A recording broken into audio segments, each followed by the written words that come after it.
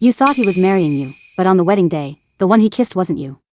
You thought the truth would hurt, but what really hurts is realizing they assumed you'd never find out. I didn't make a scene, didn't cry. I just put that 7:30 hallway footage on my home screen, turning all the blessings into suffocating silence. When the whole room gasped, and the lights fell on their pale faces, Melissa sobered up faster than anyone, and Benny's hands trembled so much he couldn't speak properly.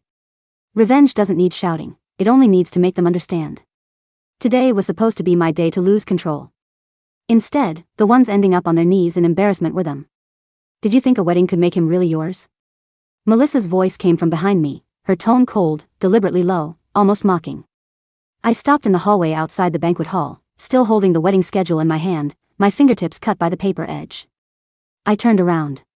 She leaned against the wall, arms crossed, red hair loosely falling over her shoulders, the lingering scent of last night's alcohol still faintly around her. She stared at me like I was an extra. What do you mean? I asked, trying to keep my voice steady. Melissa scoffed, pushed off the wall, and tapped the wooden floor twice with her high heels, exuding impatience and nonchalance. Just reminding you that not everyone is as naive as you. As she spoke, the banquet hall door was half open, staff inside adjusting lights, the sound system emitting a low hum. White tablecloths covered row after row of tables, with floral arrangements I had personally arranged yesterday at their centers. I thought this day would bring happiness.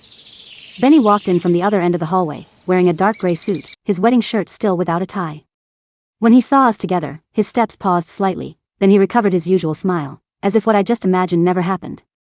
Why are you standing here? He asked, hands in his pockets, looking at me but avoiding Melissa's gaze. Did you tell her? Melissa asked, in a nearly provocative tone, her eyes sliding from my face to Benny's.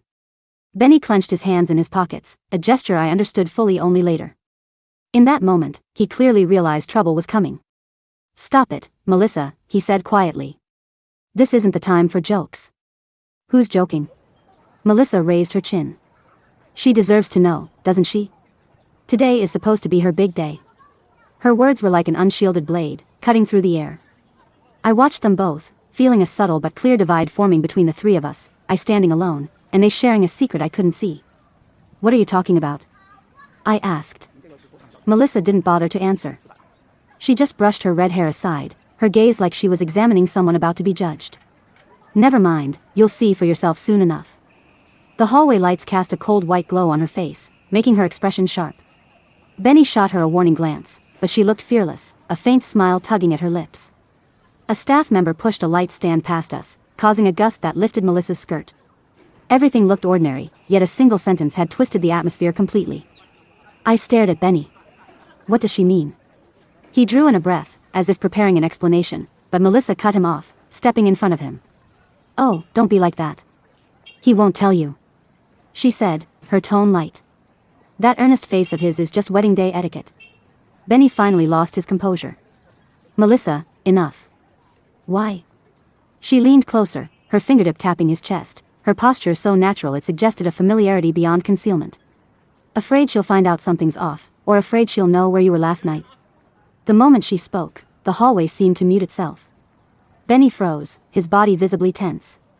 My breathing suddenly grew heavy. Last night? I repeated. You. No, she's talking nonsense. I was just, Benny started. Just? Melissa arched her brow, tilting her head slightly, ready to expose him. You better think carefully about how you'll lie. I watched them, the distance between them, the avoidance in their eyes, the subtle connection that existed long before I arrived, every small gesture that once seemed trivial now glaringly obvious. Once again, staff came out from the hall, saying the lights were ready. I heard them, yet it felt like a thick glass separated me from the world. I'm not the fool among you, I said. How could I not suspect when you talk like this? Melissa chuckled softly. Suspicion is good. Just remember, the truth is rarely pretty. Benny took a step forward, blocking me and her. Shut up. Why? Melissa didn't back down, leaning closer. I have a more legitimate reason to speak than you do. I had never seen such tension between them, yet it felt like an undercurrent that had always existed, pretending not to in front of me. At the end of the hallway, the makeup artist called my name, saying it was time to start. I froze, my fingers stiff from nervousness.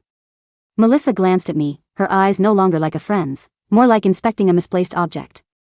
Go, she said coldly. Isn't the protagonist supposed to be ready first? I didn't move. Melissa turned, tapping Benny lightly on the shoulder as she passed, whispering near his ear, "Don't forget what you promised me." Benny froze, his shoulder trembling slightly. That small gesture, so subtle, proved the bond between them wasn't imaginary. He looked back at me, pale-faced. "She's drunk. Don't take her words to heart," he said. "Every word she said points to a problem between you two," I replied. Benny opened his mouth, but no words came. I could see the panic in his eyes, unacknowledged but undeniable. The ceremony was about to start, staff and guests kept moving. I was pushed toward the makeup room, Benny following, but never explaining anything I could believe. In front of the floor-length mirror, I sat down, the light shining on my face. The makeup artist and assistants chatted about morning traffic and delayed bouquets, while I said nothing. Outside, the sounds of setting up the floral arch and moving metal frames filtered in. Everything seemed normal, but in my world, an invisible tear had formed. Melissa's words echoed in my ears. "Not everyone is as naive as you. She deserves to know, doesn't she? Don't forget what you promised me." I stared at my reflection, the brush gliding over my cheek, a faint coolness. I realized that in this wedding, I might be the only one unaware of the truth. Benny and Melissa, they shared a secret, quietly rotting beneath smiles, applause, and blessings. I held my knees, fingertips brushing the satin of my dress. I had chosen it myself, the seams on the shoulder strap were checked the night before. All these neat details, tainted by Melissa's words, felt gray. "Are you nervous?" the makeup artist asked. "Not really," I said, looking in the mirror. She smiled, applying highlighter on my cheekbones, like adding a ceremonial layer. "Brides are always nervous. You look calm." "I've been trained since I was young," I said casually. She paused, seemingly not understanding. I didn't explain. The door opened slightly, a beam of light fell in. My mother peeked, smiling warmly. "Sweetheart, the guests are seated. Are you ready?" I nodded. She closed the door, her gaze showing a hint of worry. She could always sense when something was off. Back in the quiet makeup room, assistants placed earrings on me. The metal touched my neck, sending a slight chill. Benny didn't come. This wasn't new. Since our first year together, he often disappeared before important events. At his company's annual party, he left me at the entrance for half an hour. I stood under the LED blue light in a silver dress chosen carefully, heels blistering. When he returned, he smelled of cologne, carried a trace of inexplicable guilt. His phone call logs showed nothing. He insisted he had just forgotten to record. I noticed, but my work in finance had trained me to trust evidence over intuition. No evidence, no conclusion. This habit later enabled my calm revenge. Melissa had also been at that party. She stood by the dance floor in a red backless dress, holding champagne. She smiled naturally at me, adjusting my dress, telling me to fix the loosened back later. Then she asked Benny, "Where were you? We couldn't find you." Back then, I didn't think anything of it, just assumed she was caring. Now I see her words were a signal, a sign of a secret I hadn't noticed. The same pattern repeated. The first time I met his family, he told me his father disliked strangers. I obeyed, and for the entire dinner, I felt invisible, while his father praised Melissa. Melissa and Benny were childhood friends. I learned this too late. Makeup done, I stood, the dress sweeping the floor. I walked to the door, hand on the handle, but didn't push. Outside was the ceremony, guests, everything I should have smiled through. Yet my chest felt crushed by an invisible hand. I remembered Melissa's message at midnight. "Don't be too nervous. Tomorrow will be over soon," with a wink. I thought it was a joke. Now it felt like a premonition. I opened the door, long piano notes floated from the hallway. The song we chose for rehearsal, soft and steady, like a wedding should be. Also like a curtain over someone about to be deceived. I walked down the red carpet. Guests rose, applause washing over me. Lights shone on my face. I forced a smile, trained from countless photos. Benny stood ahead, his usual gentle smile. The priest in the center, hands clasped. At the vows, my voice was steady, almost detached. I glanced at Melissa behind me.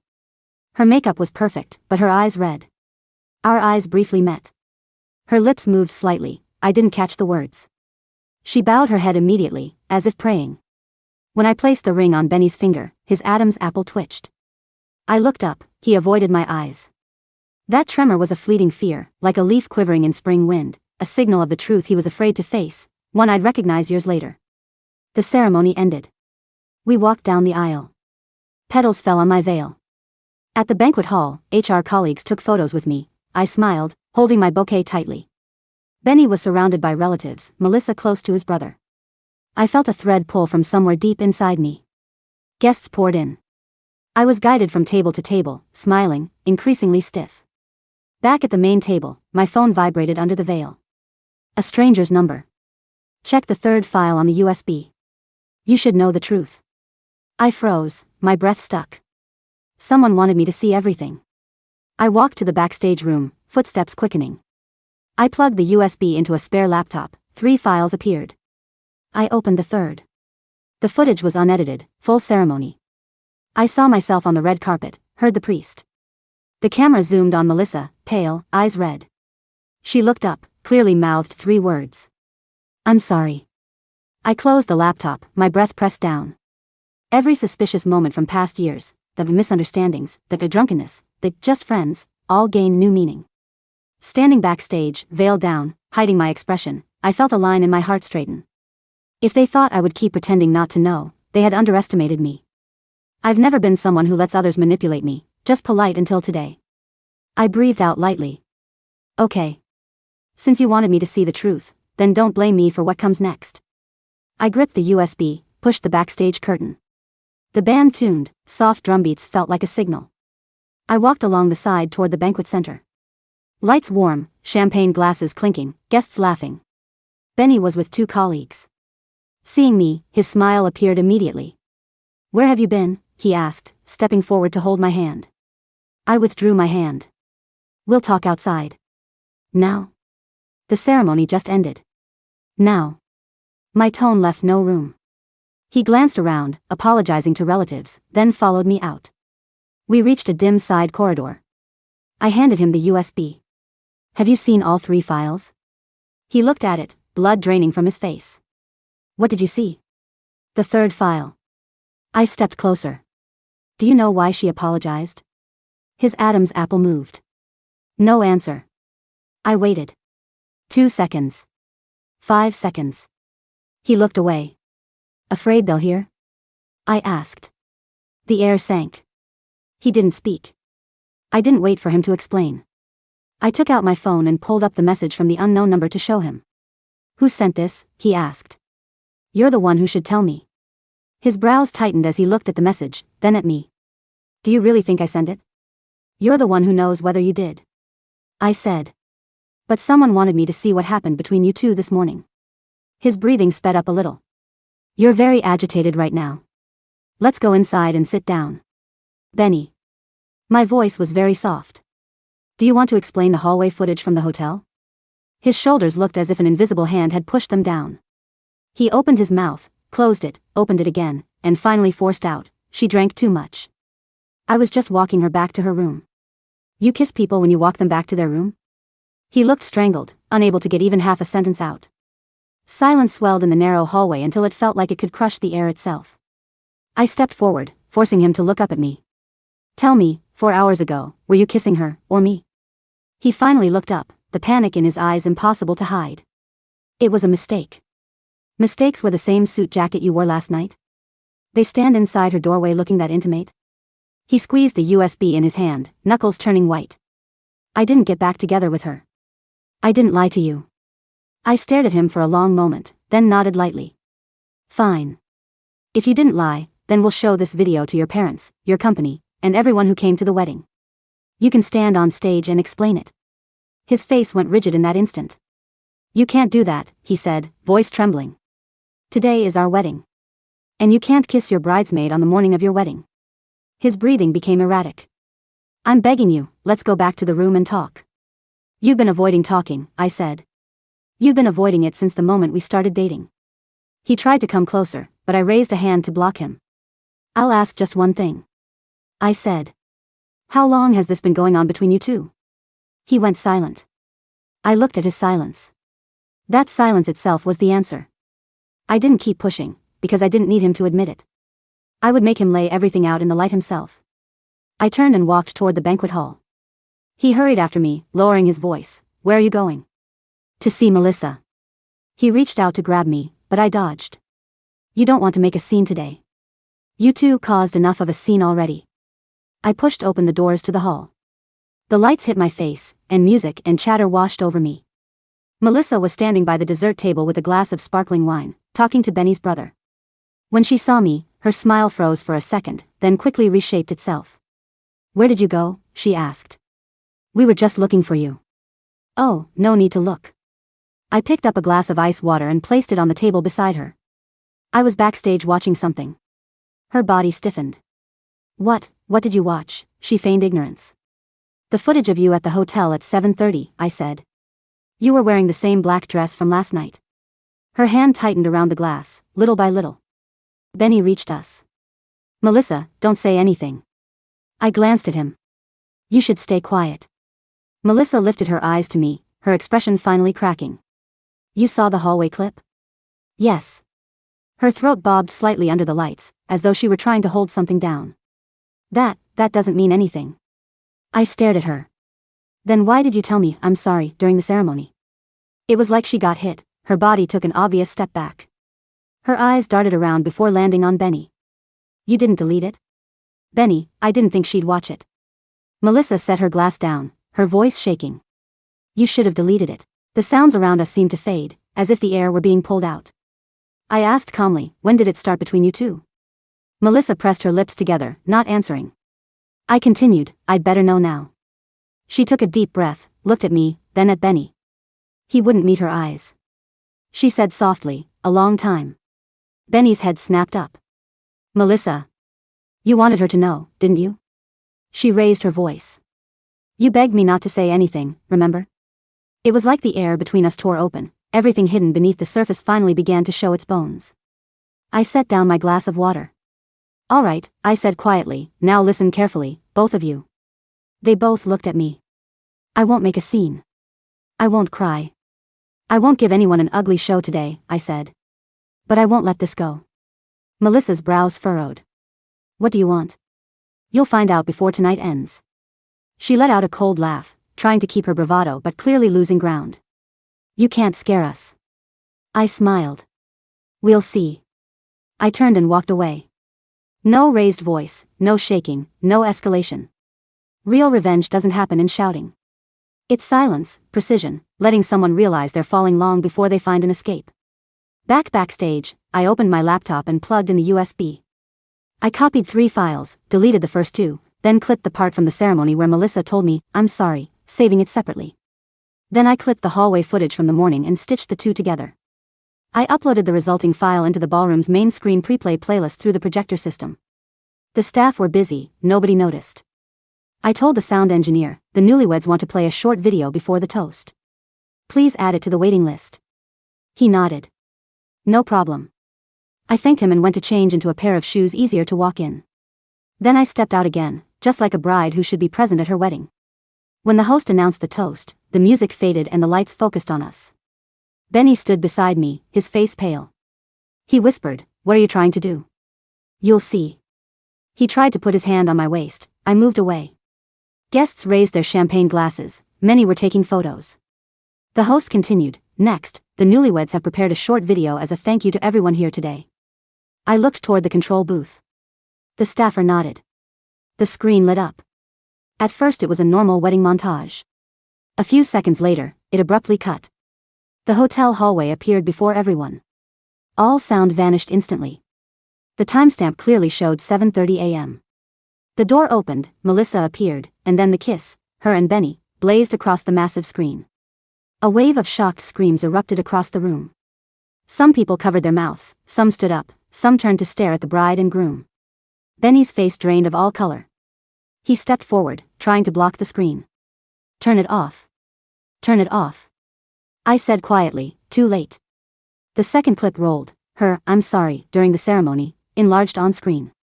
Melissa turned paper white where she stood. She shook her head over and over, whispering, "No, don't play that." Her voice was drowned out by a wave of shh from the crowd. Benny looked back at me, terror and disbelief mixing in his eyes. "How could you? How could you do what you did this morning, on our wedding day?" I spoke softly, but he reacted as though slapped in front of everyone. "You made your choices," I said. "So I made mine." Melissa could barely stay standing. She held onto a chair, her voice trembling. We weren't trying to you shouldn't have. I walked toward her, stood in front of her, and said gently, the apology you owed me. Everyone heard it. Her legs gave out, her eyes glistened, and she couldn't speak. Benny grabbed for my hand. Let's talk. We can fix this. I shook him off. I've already prepared the divorce papers, I said. I'll file them tomorrow. Gasps rippled through the room. Benny went even paler. You can't just end everything like this. And you can't start everything like that. His breath was so frantic he could hardly form words. Please, not now, not in front of everyone. I looked at him. His fear wasn't of being misunderstood, it was of losing face, of the truth being exposed.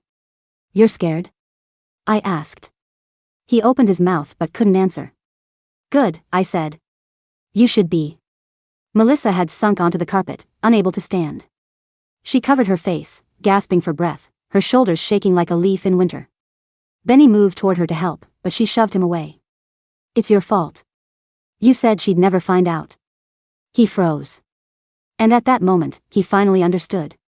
All those secrets, intimacy, and shared whispers they once hid so carefully, once exposed, became nothing but liabilities to throw at each other. I turned and walked out of the ballroom. Guests parted to give me space. My heels struck the floor in clear, sharp clicks. The sound echoed through the vast room. Clean, precise, without a hint of hesitation. Like the end of a trial. Like the start of something new. I pushed open the main doors. A cool wind swept in with the night air. I stood on the steps outside, watching the lights along the driveway flicker. Footsteps hurried behind me. Benny. Wait, he said, voice shaking, completely frantic. This isn't what you think. I don't know how it happened, please. I turned to look at him. He stood below the steps in formal attire, his tie crooked, hair messy, face filled with pure panic. He reached out a hand but didn't dare touch me. Let's start over. Please. I asked him one question. Do you remember what you were doing at 7:30 this morning? It hit him like a blow. His face collapsed. He whispered hoarsely, please don't go. I looked at him. Then I said softly. No. I turned and walked down the steps. His footsteps didn't follow. He didn't dare come closer. He no longer had the right. Behind me, the wedding music, the murmurs of guests, Melissa's sobbing, Benny's desperation, all were carried away by the wind. I walked to my car, opened the door, sat down, and placed the USB on the passenger seat. I pressed the accelerator. In the mirror, the ballroom doors grew smaller and smaller behind me. The world finally fell silent. This time, it belonged to me.